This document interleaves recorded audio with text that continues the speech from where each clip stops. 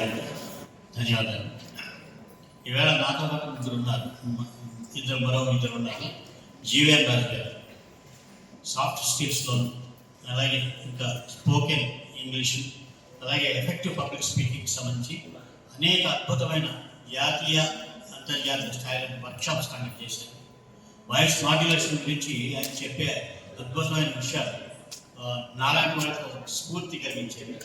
అలాగే ఇక్కడ మల్లం రమేష్ గారు ఉన్నారు, ఆయన కూడా మిమిక్రీ ఆర్టిస్టు. తర్వాత ఆయన మీ ఫీల్డ్కి సంబంధించిన వారు, టీచింగ్ ప్రొఫెషన్కి సంబంధించిన వారు.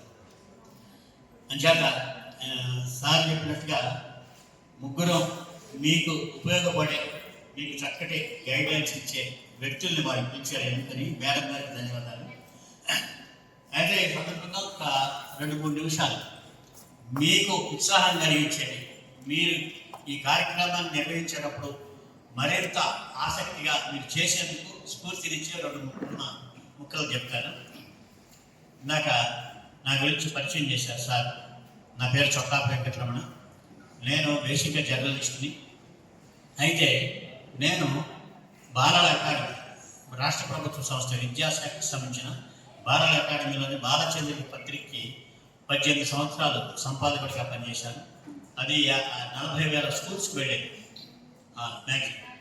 తర్వాత నేను ఒక 25 సంవత్సరాల పాటు అంగన్వాడీ టీచర్స్కి స్టోరీ టెల్లింగ్ మీద ట్రైనింగ్ క్లాసులు కండక్ట్ చేశాను.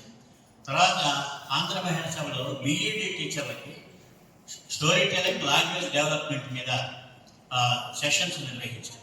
అలాగే లక్నీకాపూర్లో హోమ్ సైన్స్ కాలేజీలో ప్రీ స్కూల్ టీచర్స్కి స్టోరీ టెల్లింగ్, లాంగ్వేజ్ డెవలప్మెంట్ మీద రిసోర్స్ పర్సన్గా వెళ్ళాను.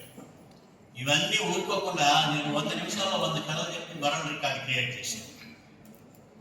తర్వాత ఈటీవీ తెలుగు వెలుగులో తెలుగు భాషకు సంబంధించి 100 ఆదివారాలు 100 కథలు చెప్పాను. అలాగే స్టోరీ టెల్లింగ్ టెక్నిక్స్ నేర్పే కథాపీడి కార్డులు తయారు చేశాను, టీచర్లకు బాగా ఉపయోగపడు. అలాగే 500 అర నిమిషం కథలు చెప్పి 5 పుస్తకాలు తయారు చేశాను. పిల్లలకి కథలు చెప్పే కళ అని ఒక 350 పేజీల పుస్తకం అందుకు రాశాను. సరే, ఇవన్నీ తర్వాత ముఖ్యంగా దీనికి సంబంధించిన రిలేటెడ్ సబ్జెక్ట్ ఏంటంటే, ఆంధ్ర మహిళా సభలో లిటరసీ హౌస్ అని, ఆ లిటరసీ హౌస్ సర్వశిక్ష అభియాన్ కలిసి ఒకసారి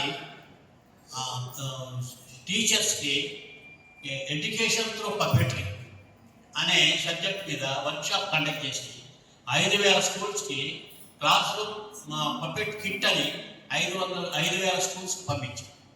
చాలామంది టీచర్లకి దాంట్లో ట్రైనింగ్ పొందాను. ఆ వర్క్షాప్కి నేను ఇన్ఛార్జ్గా పనిచేశాను. పపెట్రీలో నాకు అనుభవం ఉంది, అవగాహన, పపెట్ మేకింగ్లో కూడా అవగాహన.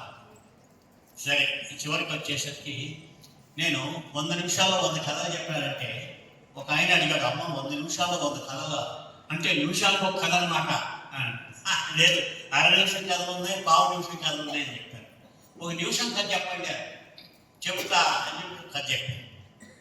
ఒక పిల్లి పక్క ఊరికి చదువుకోవడానికి బయలుదేరి కొంచెం దూరం వెళ్ళేసరికి దానికి కుక్కేది.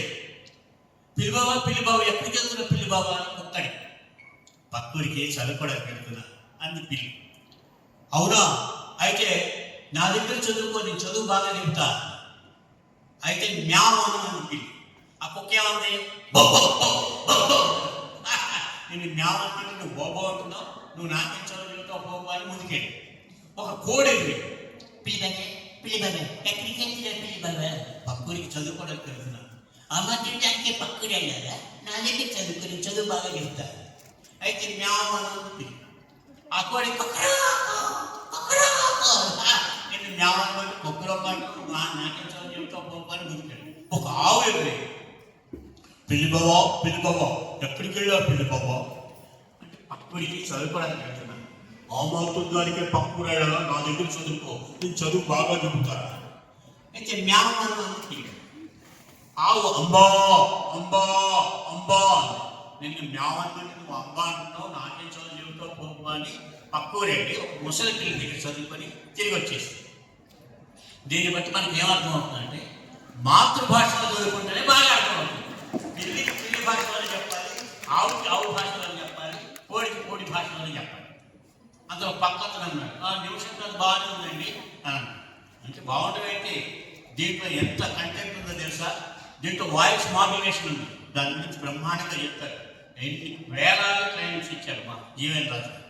అలాగే మిమిక్రీలోని ఇంత వాయిస్ మార్క్స్ చెప్తారు మళ్ళీ రమేష్ గారు. దీంట్లో వాయిస్ మాడ్యులేషన్ ఉంది, బాడీ లాంగ్వేజ్ ఉంది, అలాగే మిమిక్రీ ఉంది దీంట్లో. తర్వాత చివరికి వచ్చేసరికి మాతృభాషకు సంబంధించిన మెసేజ్